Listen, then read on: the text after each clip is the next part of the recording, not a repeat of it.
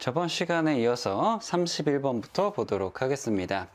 클라우지스 부등식을 옳게 나타낸 것은 했는데 답은 3번입니다. 자, 요거는 뭐 더 설명할 부분이 없습니다. 32번입니다. 다음은 오토사이클의 온도 엔트로피 ds 선도이다. 이 사이클의 열 효율을 온도를 이용하여 나타내라고 했습니다. 자, 이 문제에서는 이제 키워드가 오토사이클과 열 효율을 온도, 요거가 되겠습니다. 자, 이게 딱 떠오르시면은 아주 공부 잘 하시고 계시는 건데 1-엡실론 분의 1 k-1 요거 이제 떠오르시면은 아주 좋습니다. 하지만은 요 문제는 이게 아니죠. 요 단순히 온도를 이용하여 나타나라고 했으니까 여기서는 열기관의 열효율 일반식을 여러분이 알고 계셔야 됩니다. 자, 요거 공식에서 이제 아는 것만으로는 충분하지 않고 요 TS 선도에서 어디가 열이 들어가고 어디가 일이 나가는지까지 알고 계셔야 이 문제가 풀리게 됩니다. 자, TS 선도 볼게요. 여기서 D에서 A 과정에서는 단열 압축이 되는 부분입니다. 단열 압축. 그다음에 A부터 B에서는 이제 열량이 공급되는 부분이고요. B에서 C는 단열 팽창이고요. 단열 팽창. 그다음에 여기서는 마이너스 Q 아웃이 되는 부분입니다. 그렇다면은 요 Q 인과 Q 아웃을 구할 수가 있느냐? 구할 수가 있습니다. 어떻게? 요거 A, B 과정, C, D 과정은 오토사이클에서는 정적 과정입니다. 정적 과정. 그래서 이 문제는 굉장히 어려운 문제입니다. 사실. 왜냐? TS 선도를 정확하게 알고 사이클에 대해서도 정확하게 알고 열기관의 열효율도 정확하게 알아야 되기 때문에 조금 어려운 문제가 되겠습니다. 그래서 정적 과정이니까 CV, M, T에서 요 B에서 A 빼고 그 다음에 C에서 D 뺀 과정을 여기다가 이렇게 적어 놨고 여기 조건 보시면은 공기의 비열은 일정한 것으로 본다 이렇게 되어 있죠. 그래서 요 CV가 일정하다고 해서 요 약분되고 해서 이렇게 답이 나오게 됩니다. 그래서 번호는 1번인데 여러분 이 문제는 기출에서 이제 자주 나오는 형식입니다. 그래서 웬만하면은 이렇게 전체 과정을 외우는 게 아니라 그냥 1-C에서 D 빼고 B에서 A 빼고 요 방식으로 외우시는 게 훨씬 효율적입니다. 자, 아시겠죠? 다음 문제로 넘어가겠습니다. 33번입니다. 자, 어떤 물질에서 뭐 이렇게 나오면서 이 기체의 압축성 인자 Z에 대해서 뭐 관계식이 있고 비체적을 물어보고 있습니다. 자, 이 문제는 제가 뭐 딱히 설명드릴 게 없고요. 여기 오른쪽에 이제 환산 압력을 계산하실 때 임계 압력분의 압력, 그 다음에 환산 온도 계산하실 때 임계 온도분의 온도 이렇게 해서 여기다가 차례대로 넣어 보시면 되겠습니다. 자, 이 문제는 제가 이제 알아보고 공부를 해봤지만은 여러분한테 딱히 이거를 설명드리기가 조금 이제 곤란한 상황입니다. 시간도 오래 걸릴 뿐더러 굳이 이거를 이제 설명드려서 얻는 이득보다는 시간이 더 아깝습니다. 그래서 여기 이제 풀이대로 문제를 풀어보시면은 답은 0.0491 해서 답은 3번이 되게 됩니다. 자, 34번입니다. 고온열원, 저온열원 주고 열펌프의 성능계수 물어봤습니다. 자, 성능계수는 COP-HP라고 하고 히트펌프라고 그러고 TH-TL 분의 TH. 자, 요거 COP-R은 여기 위에가 이제 L이죠. 근데 요거는 이제 열펌프니까 TH. 그래서 답은 3번이 되겠습니다. 35번. 이상적인 교축 과정을 해석하는 데 있어서 옳지 않은 것은 이렇게 물어봤네요. 자, 이 교축 과정이라는 것은 등엔탈피 과정이죠. H1과 H2가 같다. 요 H1에서의 유동 에너지가 여기서의 내부 에너지로 전환이 되는 과정이다. 이렇게 아시면 되겠습니다. 그래서 엔트로피는 증가한다. 요거 맞습니다. 요거는 비가역 과정이에요. 엔탈피의 변화가 없다고 본다. 맞죠? 등엔탈피. 그다음에 정압 과정으로 간주한다 했는데 이거는 이제 어떤 과정도 아닙니다. 사실 이거는 이제 틀린 거예요. 정적 과정도 아니고 단열 과정이라고 하기에도 조금 그렇습니다. 사실 이거를 이제 단열 과정으로 노즐이나 뭐 이런 데서는 이제 단열 과정이라고 가정을 하고 이 교축 과정을 해석하기도 하지만은 엄밀히 말하면 단열 과정이라고 이렇게 얘기하는 거는 조금 그렇습니다. 이거는 하나의 조건이지 이거 필요 충분 조건은 아니거든요. 자, 아무튼 이거 4번 팽창 밸브의 이론적인 해석. 요거 맞죠? 여기 이제 나비 모양이 이렇게 있는 게 팽창 밸브가 이렇게 있는 게 요게 이제 규칙 과정입니다. 그래서 답은 3번이 되겠습니다.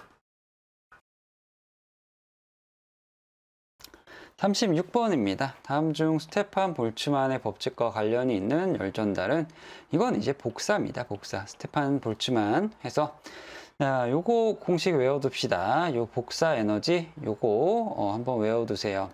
자, 이게 요 시그마 있죠. 요 시그마 요게 이제 볼츠만 스테판 볼츠만 상수인데 이게 이제 어떨 때는 또 이상하게 주어지고 뭐 이 복사 에너지의 단위가 어떨 때는 좀 다르게 주어집니다. 매번 똑같은 게 아니에요. 그러다 보니까 요 E는 시그마 T 4승 요거만 알고 계시고 문제에 따라서 여기다가 적용하면은 그대로 문제가 쉽게 풀립니다. 그래서 이 공식은 암기하시는 게 좋을 것 같습니다. 37번입니다. 자, 이 문제 학생들이 좀 어려워하던데 같이 보도록 할게요. 자, 냉매가 갖춰야 할 요건으로 틀린 것은 이렇게 물어봤습니다. 여러분, 이 냉매라는 것은 여기 이제 핵심을 조금 알 필요가 있는데 여기가 이제 TL, 여기가 이제 TH라 그러면은 이 높은 온도를 가지고 있는 곳, 에어컨을 생각해 보세요. 높은 온도를 가지고 있는 곳 어디예요? 우리 방입니다. 방에서 이제 덥죠. 31도예요, 지금. 자, 그리고 TL, 요거 이제 뭐예요? 요건 이제 실외기입니다. 실외기. 그래서 요 방 안에서의 이제 열을 여기 실외기로 바깥으로 버리는 요게 이제 작동 유체가 이제 냉매가 되게 되는 겁니다. 냉매. 요게 이제 냉동기의 핵심이죠. 그래서 요 1번 볼까요? 증발 온도에서 높은 잠열을 가져야 된다. 자, 증발 뭡니까? 증발에서는 냉매가 에너지를 받죠. 열 에너지를 흡수하는 과정입니다. 흡수는 어디? 요 방 안에서 이루어지게 됩니다. 여기서 이제 흡수를 해서 실외기에다 갖다 버리는 거니까. 그래서 높은 잠열을 가져야 된다. 그렇죠. 그런 게 이제 더 시원하겠죠, 방이. 그리고 열 전도율이 커야 한다. 이것도 이제 비슷한 얘기인데, 여러분이 실외기의 뒷면을 보시면은 뭐 이렇게 히트 파이프가 막 이렇게 연결이 되어 있습니다. 여기를 따라서 이제 냉매가 들어갔다 나갔다 하면서 여기 이제 선풍기가 달려 있죠. 선풍기가 막 돌면서 여기 이제 높은 온도로 들어갔던 이 냉매가 낮은 온도로 나가게 됩니다. 이 과정에서 열전도율이 크면은 이 TH에서 TL이 되는 요 간격이 이 폭이 낙차가 훨씬 크겠죠. 열전도율이 커야 요 온도가 빠르게 떨어지고 할 거 아닙니까? 그래서 요건 이제 좋은 얘기입니다. 자, 뭐 4번 볼까요?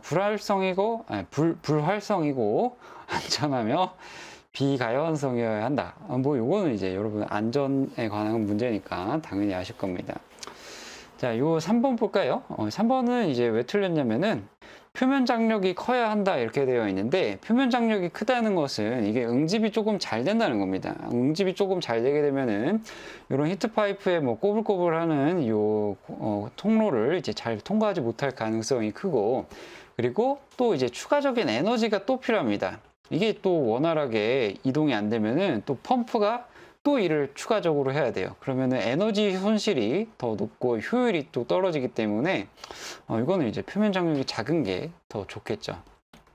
옆에 냉매 구비 조건이 있으니까 한번 읽어보세요. 아까 이제 제가 말씀드린 거 요걸 토대로 읽어보시면은 아주 쉽게 하실 수 있을 겁니다. 비체적이 작을 것. 요것도 이제 중요한 조건입니다. 그래서 답은 3번이 되겠습니다. 38번입니다. 단열된 노즐에 자, 노즐 문제네요. 노즐 문제는 보통 이렇게 요 오른쪽에 요거 하나만 이제 제대로 쓰시면은 그냥 풀립니다. 그래서 뭐 속도가 10에서 200으로 나가고 2770인데 이제 입구에서 엔탈피 H1을 물어봤죠. 그래서 요거 그대로 넣으신 다음에 솔브 넣으시면은 2789.95 해서 답은 4번이 나오게 됩니다.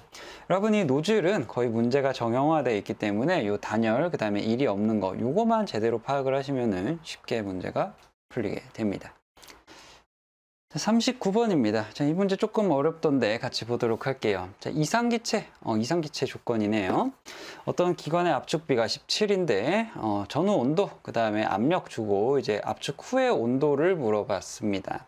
자, 이 문제는, 그냥 이상기체 상태 방정식을 묻는 문제면서, 요 압축비에 대해서 낯선 개념이라서 이제 좀 어려워하셨던 것 같아요. 그래서 가장 처음에 하셔야 되는 것은 이 비체적을 계산을 하셔야 됩니다. 비체적 PV는 RT에서 이상기체 상태 방정식에서 비체적을 구하시고 그 다음에 이 압축비를 계산하실 때 이 V1 그 다음에 V2 요거에 이제 위치가 조금 헷갈리실 수 있어요. 근데 이거는 조금만 생각해 봐도 압축을 했으면은 어느 게 더 크겠어요? 압축 전이 훨씬 공간이 크고 압축했을 때 공간이 더 작겠죠. 그래서 요걸 이제 생각을 해보시면은 요 V2가 분모의 자리에 오는 거를 알 수가 있습니다. 그래서 비체적 계산하시고 요 PV는 RT2에서 그러니까 이후에서 PV는 RT 이상기체 상태 방정식 적용하시면은 407.54 답은 4번이 나오게 됩니다.